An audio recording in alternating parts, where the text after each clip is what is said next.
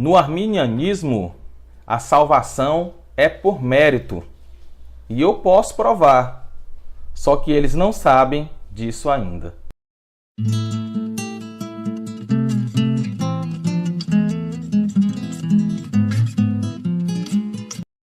Olá, senhores. Meu nome é Francisco Tourinho. Eu sou autor desse livro aqui, O Calvinismo Explicado, volume 1, onde eu trato de teontologia, providências e decretos à luz do calvinismo clássico, explicando aí todas essas problemáticas sobre soberania divina, responsabilidade humana, sobre a eleição por presciência.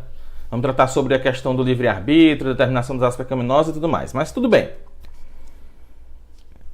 Vou provar hoje que o arminianismo crê em uma eleição e salvação por previsão de méritos. Só que os arminianos não sabem disso ainda. Qual é a grande questão? A questão é que os arminianos, eles afirmam algo que eles não conseguem provar através de suas doutrinas. O que eles afirmam? Que a salvação é somente pela graça.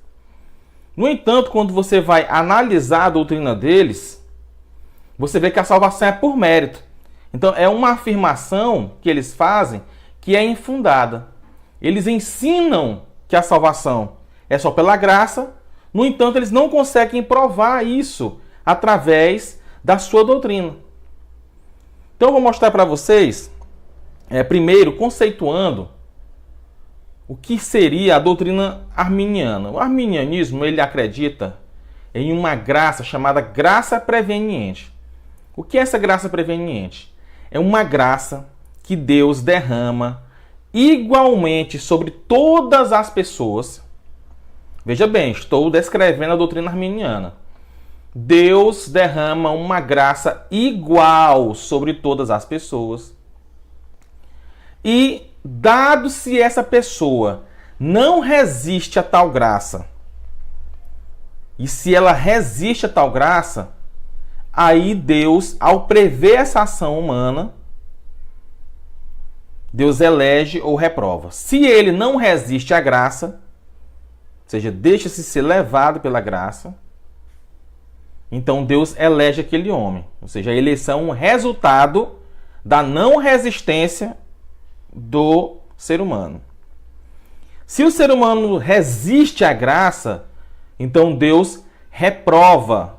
Ao ver que esse homem resistiu à graça, Deus então reprova tal homem, ou seja, condena tal homem. Certo?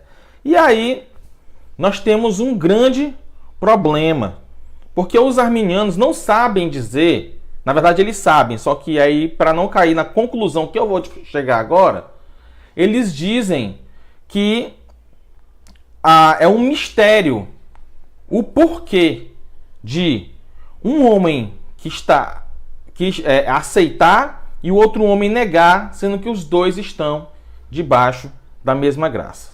Então, vou mostrar para vocês aqui. Vou tentar desenhar e colocar em forma matemática, porque aí fica mais fácil para vocês entenderem, certo? Vou pegar aqui meu celular, vou mostrar para vocês. Vou tirar aqui esse fio do meio, da frente.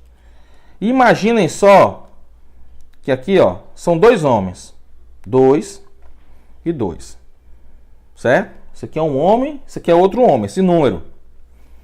Se você somar aqui, ó, igualmente, 2 e somou mais 2, o resultado vai ser o quê? 4. Vai dar o mesmo resultado. Se você pegar e somar igualmente aqui, ó, 3 mais 3, 3 aqui, ó. O resultado vai ser o quê? 5. Igual, o resultado vai ser igual, ou seja, se todos os homens são iguais, e se todos os homens recebem uma graça igual, o resultado seria sempre igual. Ou seja, todos os homens ou seriam salvos ou todos os homens seriam perdidos. Certo? Logo, onde estaria a diferença se a graça, essa soma aqui ó, é a graça, ó, vou pegar aqui, ó, melhor aqui, ó. Essa soma aqui é a graça. Onde estaria a diferença para que o resultado fosse diferente? Seria aqui, ó. Em quem? No homem. Então nós teríamos o quê? Que um homem seria 2, o outro seria 3, por exemplo. Se você soma uma graça igual aqui, ó. Olha só, um vai dar 4 e o outro vai dar 5, olha só. Olha o resultado diferente. Mas o resultado é diferente entre um e o outro, por quê? Baseado em quê? Na diferença do homem. Porque a graça preveniente é sempre igual. Note que se a graça preveniente é sempre igual, logo os resultados serão sempre iguais, a não ser que a diferença esteja no homem. Isso é um resultado líquido e certo. Ou seja, a diferença entre um homem que é eleito e um homem que é reprovado está nele mesmo e não na graça. Se os resultados dão diferente, a diferença não pode ser do homem. Aliás, desculpa. Se os resultados dão diferentes, a diferença não pode ser na graça, porque a graça é igual sobre dois homens. Certo? Ela vai estar no homem. Logo, Deus elege e reprova baseado nas diferenças que ele vê em um homem ou outro. Você entendeu? Então, é só dar uma olhada. Entendeu? É só usar um pouquinho a cabeça e vocês vão entender que a diferença entre a eleição e reprovação, ou seja, sobre a atitude de Deus de eleger e reprovar, não está baseado na graça. Está baseado naquilo que o homem faz. Aí você pode até perguntar, por que um não resiste e o outro não resiste? Por que um resiste e o outro não resiste? Você vai ter que dizer que porque um foi mais humilde, porque um foi mais orgulhoso. E aí Deus vai eleger por quê? Porque um foi mais humilde e o outro foi mais orgulhoso. Porque a graça é igual sobre os dois. Note, a graça é igual sobre os dois. Logo, o resultado não depende dela, a não ser que todos tivessem o mesmo resultado. Se todos fossem salvos, aí sim, nós poderíamos dizer, a salvação é por graça.